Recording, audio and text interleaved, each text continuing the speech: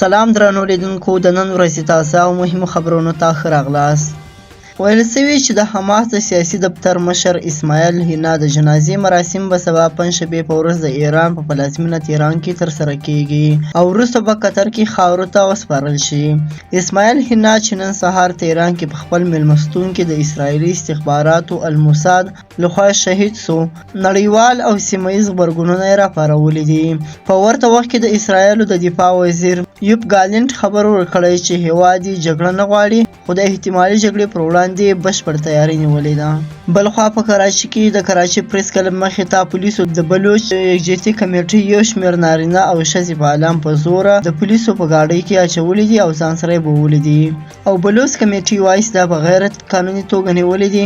د بي واي سي مشرانو نن یو مطبوعاتي کانفرنس ته وغوښتل هغه کسان چې په بلوچي جامو کې د پریس کلب مخې ته راوتلي وو د پولیسو لخوا ونیول سول. بلخوا ته اسرائیلي استخباراتو الموساد ادعا کړې چې اسماعیل هنیه یې په دې ډول په تهران کې شهید کړی.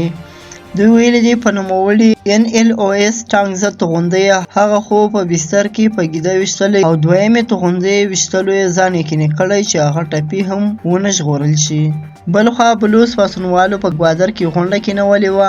هغه جلسه کې چې د دوی یو ملګری سمیدین بلوچ او سره یو بل کس پولیسو ځان سره وړي دي، خو دوی هڅه کوله کوټې ته راتلل پولیسو نه یې لکول او دوی د خپلې لارې په زوره خلاصې کړي دي او کوټې ته د راتګ هڅه کړې ده.